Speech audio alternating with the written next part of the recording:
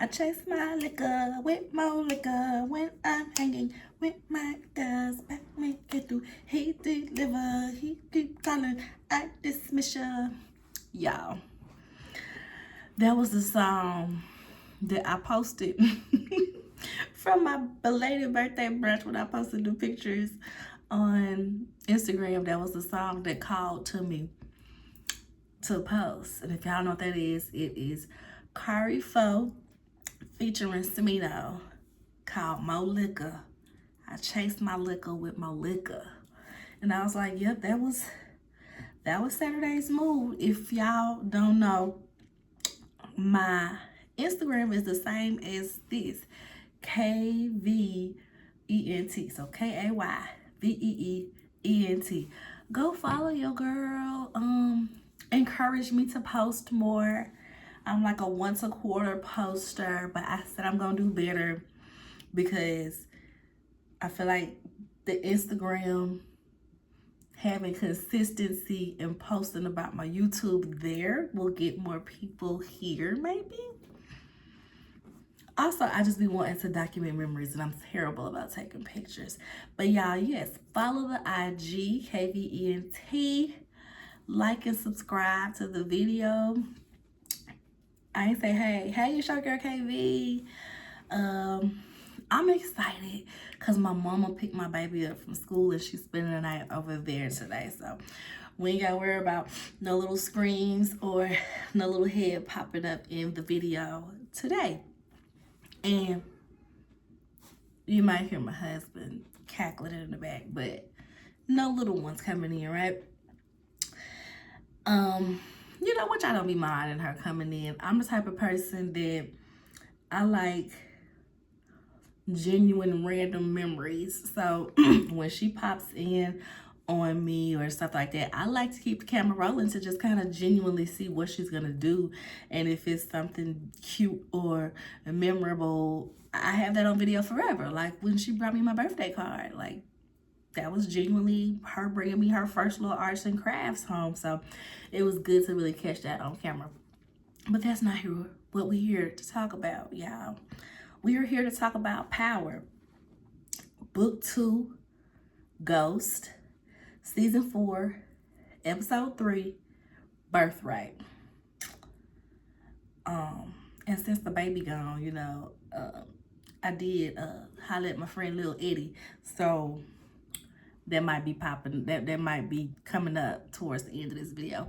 And I got my T-Mosa. It's a celebration.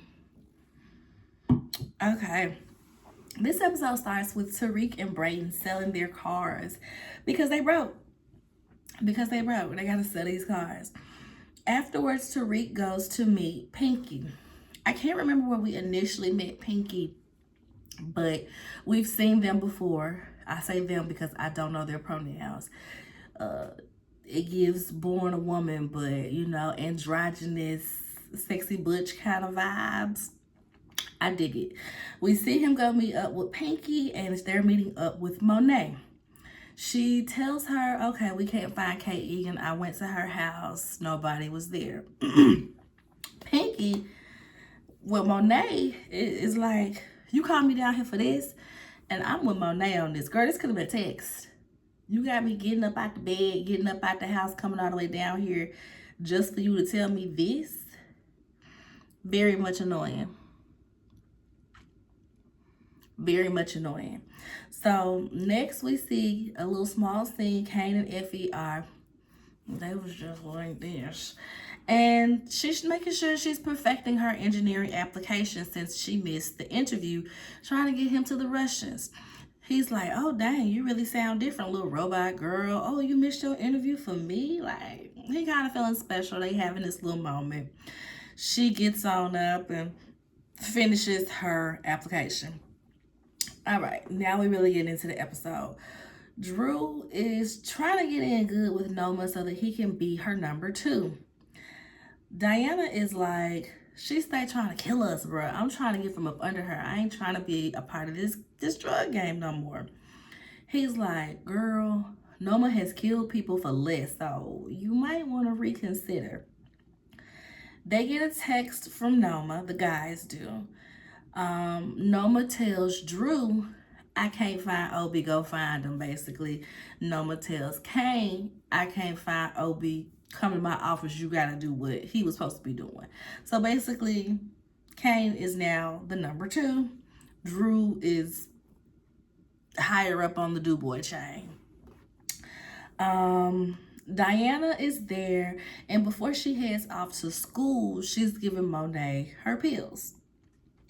Monet tells Diana that apparently Kate Egan said that Monet gave Tommy Egan Tasha's address.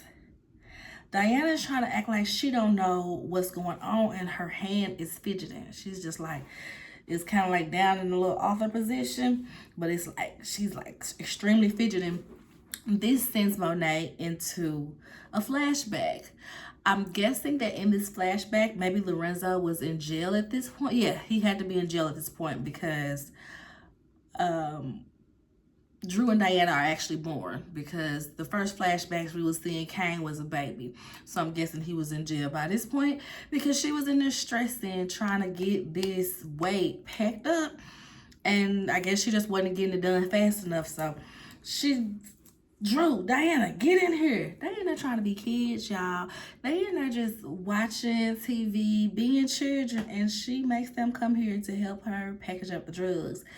They look like they can't be no more than 6, 7, 8 years old.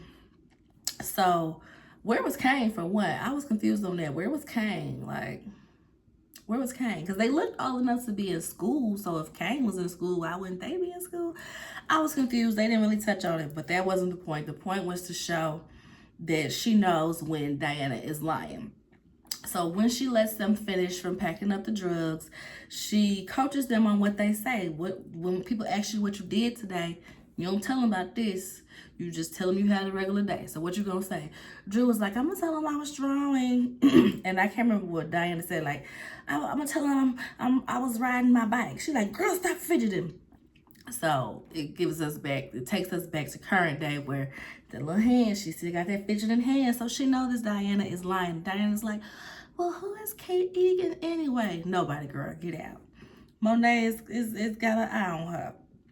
So now we see Obi is down at the precinct. Remember, he got arrested for the green cards in the previous episode. He's not necessarily arrested. I guess like they're apprehending him. But he's too scared to leave, I guess. I don't know. I've never been held. I've been processed and released immediately. So I don't know like the semantics of, well, if you leave XYZ, because I'm like, boy, just get up and go. Like, what are we doing here? Detective Carter, Michael Ealy's character, is trying to get him to incriminate himself. But Obi is, he's not really going for it. He's like, so you got Tate to get you them green cards. And he's like, I don't know, Tate. He's like, Councilman Tate. He was like, oh, I would be so lucky to know a councilman. He was like, okay. But you know Tariq. And Tariq is real cool with Tate. So, He's like, oh, I don't know no Tariq. He puts a folder on the table and he's like, oh, so you don't know Tariq, so why I got these pictures of y'all? Obi does not open the folder. He just says, like, I need to make a call. I need to call my lawyer, something like that. When Carter walks off, he throws the folder in the trash can. So clearly he was bluffing. Ain't no pictures of him and Tariq. Obi asks for his phone call again. And he's like, go ahead. Make as many as you want. You're not under arrest. Obi calls his brother and tells him that he was working late or something stupid like that. Because the brother is clean. Like, he don't know nothing about this drug business. He don't know that Obi is in all of this. So as he's on the phone with Obi, we see that Drew is at the house. And so the brother is like, oh, you at work? One of your coworkers is here right now. He's like, one of my coworkers there. Put them on the phone. Drew gets on the phone like, yeah, Noma was looking for you. So Obi tells him what's happening. I'm in jail. Come get me. I'm down at such and such, such and such precinct. And when Drew hangs up, the brother is like, thank you for getting my, the green cards. Y'all got me the green cards and everything. And Drew is like, We did. Yeah, you guys expedited the green cards. Da, da, da. So now Drew is suspicious of where he got these green cards from. Drew calls Davis, but Davis is disbarred at the moment. He don't know that, but he sends his little do-girl lawyer employee to go and get Obi out. So once they get Obi out, he's like, don't tell Noma nothing what's going on. Drew said, okay, cool, I got you. They get to They get to Noma, and Obi claims that he was being interrogated by ICE. Drew is like, yeah, that's what happened. But we helped you with some green cards, huh? But I didn't help you with no green cards. Okay, so was it Tariq to help you with them green cards? Basically dry snitching on Obi. Obi is flustered now because he's like, dang, I thought this had my back. And Noma is getting upset that he's trying to, well, Tariq is valuable to us and da-da-da-da. She was like, yeah, he is, but you not. Stabbed the man in the neck. And he calls her a devil in their native language as he is gurgling and bleeding out before he hits the floor. She tells Kane and Drew, clean that up. I figured Obi was gonna die, y'all, because he truly was not valuable anymore. Like she said, he just really wasn't valuable anymore. She was expecting him to go get the Russians on their side, but he couldn't even do that. Effie had to go do that. And then to add insult to injury, I don't even remember which happened first, but still, insult to injury, you trying to make a pass on her when her daughter is kidnapped. Now you lying to her face. Yeah, I knew Obi was out of here, boy. I knew he was out of here. We see Tariq go to see Davis. He like, dang, you downsized?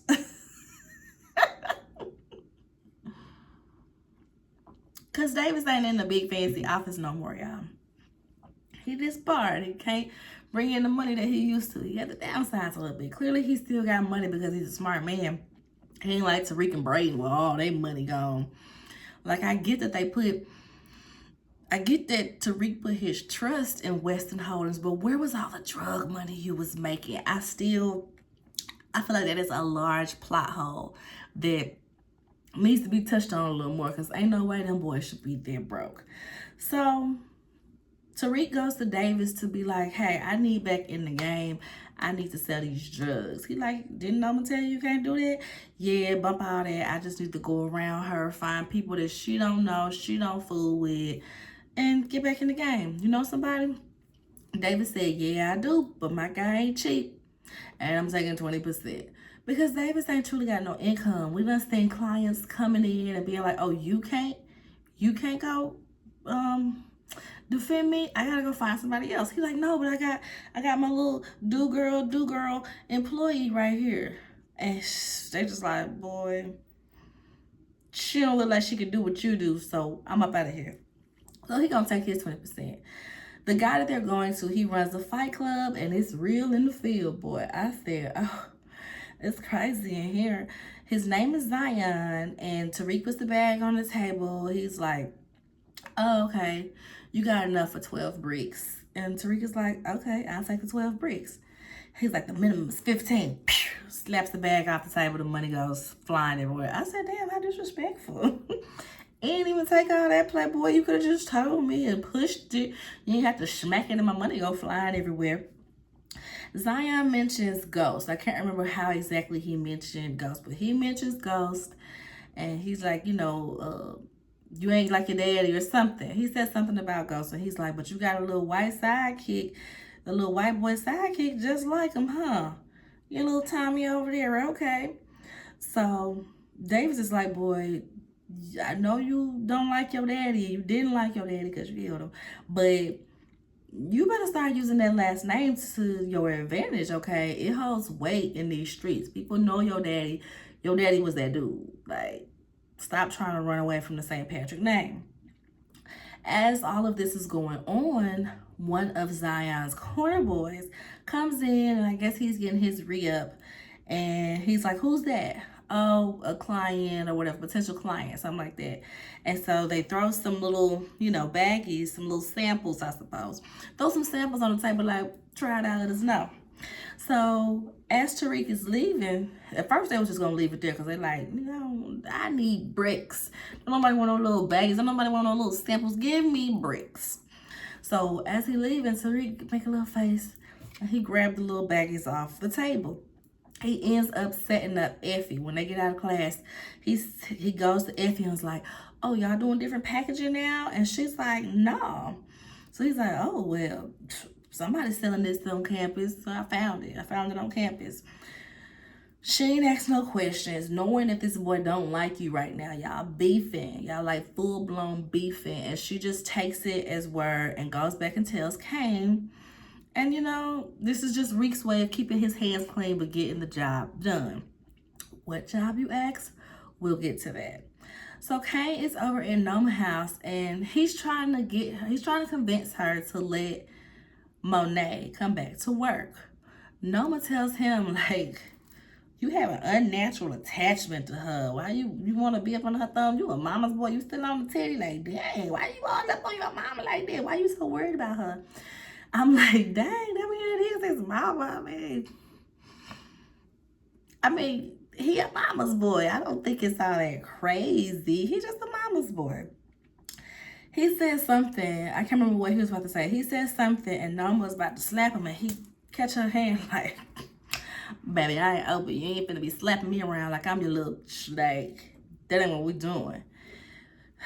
Y'all know Noma get wet and everything Kane do. So she's sitting there looking at him like, you got the nerve to hold my hand? You got the nerve to hold my hand. And they like this close, about to go to it, y'all. Effie walks in. Effie peeps what's going on, but she goes ahead and tells them about the drugs. Kane goes to see Roman, which is the little guy. Was it the guy from the place? He goes to see Roman. That's the little corner boy. And he's like, you been serving on Stansfield? Some of your friends, some of your boys been serving on Stansfield? He was like, I don't even know Stansfield. Who is Stansfield? That cracked me up, y'all. That cracked me up. They end up blowing up Roman's drug truck because they got a mobile drug truck to, keep it moving. They blow that junk clean up. So now we see Detective Carter. And guess who he with, y'all? Detective Tate. Remember Councilman Tate's brother? He's there. They kind of have this back and forth about they don't really want Tate there, but Tate is like, baby, I'm in this case. What you mean? You need me to crack this case? I'm here. What we finna do?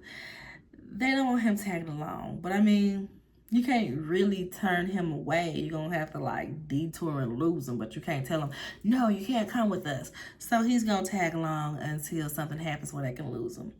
They get the word about the drug van blow up, and so they all head there.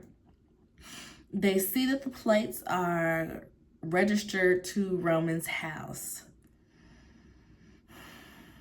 Y'all, in what world would these high-level drug dealers be having a drug van registered to the house they live at? I said, y'all ain't got no bando? What about Granny's spot? A nursing home? Granny's nursing home? Nothing? You got this vehicle that you use as a drug van registered to your house. Okay, so they go to the house, they hand Roman up, he's arrested. Just like Reek planned it, we're gonna get rid of him. So Davis calls Tariq and is like, Zion said, it's your turn, baby. Get up, booze with the pimped out Gucci suit. Bring 30K and you in the game. So yeah, Reek like bet. But once he gets with Davis, he only has 25K, I believe. So he asks Davis for the other 5K. And Davis is like, okay, cool. This is my investment anyway. I'm going to be getting a return off of you anyway. So I'll front you the money. He like, my ex-wife is taking half. I'm facing disbarment. I need some income too. I mean, you already knew I wasn't always on the up and up. So it ain't hard to confess me, little nigga. It ain't hard. So Rick gives him another proposition to basically get on Noma's good side. Can't remember the exact lingo, but it's basically to get on Noma's good side. So he takes it. He said, okay, cool. He goes to Noma with paperwork saying that Obi went to Dubai. Like, yeah, that clears you of him missing because he left the police station and came here and now we can't find him. I know what that means. I represent people like you. Yeah. Be seeing you real soon. Noma, she got to play hard to get on the situation. But we know that she's going to take this because what other option does she have? Obi disappeared and nobody knows where he went. Girl, get that paperwork and go. Later, we see Cane asking Effie where she get the drugs. He's wondering if Tariq and her are working together. Did you get them from Tariq? Da da da. She ain't really answering. She's like, you worried about me, but you over here about to smash the boss. Like, shit. He's like, oh, you jealous. She's like, oh, you wish. After that, he goes to see Noma and they really do smash. So now we're at the Tejada residence and Janet is over there trying on Monet's furrows, okay? She's trying on the furrows. She got this one jacket on. Monet tell her, girl, that's a $30,000 jacket by Louis Vuitton. You better take my furrow off, okay? How about you tell Stevie to go buy you some furrows like me? But Monet's not too evil of a person. She goes on in the closet and grabs another fur, one that's not so flashy, and gives Janet the fur. She's worried because she's telling Janet, like, I think Diana lied to me. Janet is like, girl, didn't we lie to our parents all the time? Like when you was pregnant with Cane and many other times. And she's trying to reason with her, like, yeah, but I taught them not to lie to me. I taught them that it's always the family and yada, yada, yada, blah, blah, blah. Girl, whatever. Janet is, headed home, basically. Monet is better. She back out in the streets trying to do drug stuff. And they getting drunk at the bar at this point. She's like, girl, I thought you ain't drinking. She said, girl, bartender, one more, okay? And play some Prince up in this piece. I was cracking up. Now, the bar looked like Monet's bar. Or am I tripping? Do they still got that bar? The seasons be so long in between. It be so long in between the seasons. I can't remember previous seasons, though. Do they still got that bar? Can't remember. So, Diana is at school, and she's on her phone while she's walking down the stairs, and she's looking up some stuff on her phone. White boy bumps into her, knocks her phone out of her hand. She's like, come over here, pick this shit up. I'm like, girl, relax. So not so light-skinned Keisha comes up and was like, girl, I got you. She picks up the phone, looks at it, and Diana was looking up pregnancy stuff. So she like, girl, you pregnant? What you gonna do? You gonna have a baby while you in school? Like, that's gonna be hard. And Diana grabs her phone. She's like, listen, I don't know what I'm gonna do yet, okay? That's literally the scene that's on the screen right now. I'll be having it play in the little box. But she's like, I don't know what I'm going to do yet. So later on campus, we see that they're back at, they be having everything at the candy shop, right? The little open mic night. So they got their own little freestyle unity. Okay, that's what y'all, I still didn't look up what the band name was on Moesha. Because I said freestyle unity, but I was about to start singing one of the songs from Moesha. What was the freestyle unity song? How hard I'm gonna play you. You won't even know what to do. You won't even know. Little freestyle unity. They got the rapper, the female and the male rapper, and then they got the girl that Brayden likes. Not so light-skinned Keisha is the female rapper.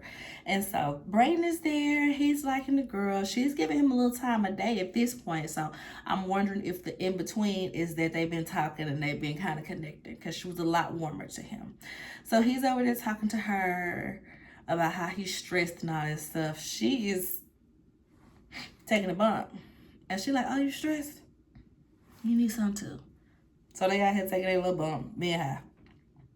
Tariq, he gets there and they're standing on the stairs, and I said, "Oh, this is so Ghost and Tommy coded. Like they finna run the club. What was the club name? Sleek Silver, something with an S, right? I can't remember right now. I remember for next time. Like they finna run the club just like he did it. So Tariq is like, this is how we gonna do it. You see them selling that merch over there? Brayden like, you just gonna sell drugs with your merch? He like, listen, you see that band? They good. We gonna bring all these people in to listen to them. The people gonna be buying our drugs. We just gotta figure out a way to do it with our hands clean. Okay? Okay. So, last thing, y'all. The Tejada family dinner table. Y'all know it goes down at the dinner table. Okay, they should have named this episode Diana and the Dinner Table Part 2. Dos for Tejadas. So they at the dinner table. Janet is telling them, you know, this is my last dinner with y'all. Da da da da. Kane, bless the food. Drew starts cackling. Is like, Satan don't know how to bless the food. What is you talking about?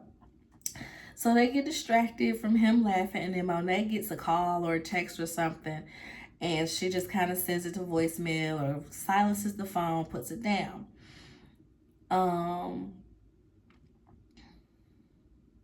Monet, the text message that she got, even though she hasn't looked at it yet, is of ring camera footage of Diana at Kate's house in a red wig pretending to be Monet. So, like I said, she hasn't looked at it yet. Pinky sent it to her. Pinky also sends it to Tariq. Tariq and Pinky are on the phone, and he's like, have you said this to Monet yet? He's all frustrated, but I'm like, you've been threatening them to expose them for weeks, days, however long it's been. But now you, like, stressed that she knows? Like, I don't know. I don't know. It kind of confused me that he was stressed. Monet tells them, you know, I want to start a business. They said, what kind of business? She said, what kind of business you think? Monet don't know how to do nothing but sell drugs, okay? Nothing but sell drugs. I want to start the family business back up, and I want y'all to be with me, but not as my soldiers. I want to be partners. The boys are like, no. Kane, because he's already number 2 with Noma. Drew, because he don't mess with his mama like that. But Diana says, I'm with you. I got you until we turn a profit. Then I'm gone. So at this point, you know, she got her little conversation out. She now picks up her phone and, you know, she's like, what? She looking like, what is happening? Kane gets quiet. Drew and Diana gets nervous. Diana, what did you do? So Diana now looking scared and confused, right? And Kane is like, wait. So she hands the phone to Kane, and Kane is just looking at the phone because all he really see is Diana and this red wig talking to somebody. He's like, well, what is this? That's Diana pretending to be me, telling Kate to give Tommy Tasha's address. That's Diana setting me up, basically. So Monet pops off. She tries to jump up and attack Diana. You know, Janet pulls back Monet. Drew pulls back Diana. Diana's like, let me explain. And Monet, she tells him, I should have never had y'all. I should have never had any of y'all, basically. And Diana's like, you killed Poppy. Like, that's why I tried to kill you, because you killed our daddy, girl. Like, what you think? So she asks Drew, did you know about this? And Drew just looks at her and runs after Diana. Meanwhile, Kane is sitting there like, they don't do what? So Drew and Diana running. They get in the car. Kane comes outside. He ready to shoot. He got the gun pointed. He ready to shoot. Diana's like, drive off. And Kane, you know, he hesitates. Them his siblings, y'all. He can't just so easily take them out like that, regardless of what has happened. Now, if Monet had died, it probably would have been a little easier for him to do. But in this moment, he can't quite do it. So Mary is in the house losing. She on the edge of the table. losing it, y'all. So that was this episode. I think how many episodes? I think it's 10 episodes. So episode 5 is gonna be the mid-season finale, and then they take like a month and some change break. I hate that they do that. Like, why can't you just give us the whole season within the 10 weeks? Why we gotta have a big, stupid, ridiculous break? Okay. So that was this episode, y'all. Let me know what y'all think. A lot of people was like, oh, this episode was boring. Oh, this episode was real slow. I think they did spend too much time with Obi in the precinct. I think that got a little bit drawn out, and there was some scenes where it was like, but it was still like enough action and enough drama to keep me interested. So let me know what y'all think of the episode. Do y'all think that Cane is going to be able to kill Drew and Diana? We see the previews for the next few episodes, and we see Tariq pull the gun out on Diana. I said, oh, Diana going to be like, I'm pregnant. I'm pregnant, don't kill me. It's your baby. But is it his baby? Because we also see Celine getting jacked up in the previews. So it's a lot to see what's going to happen in this final season of Power Book 2. Hope y'all enjoyed the review. Like the video. Subscribe to the channel if you haven't already. And comment and let me know what y'all think. Ooh, as my hips pop. See y'all in the next time. Bye.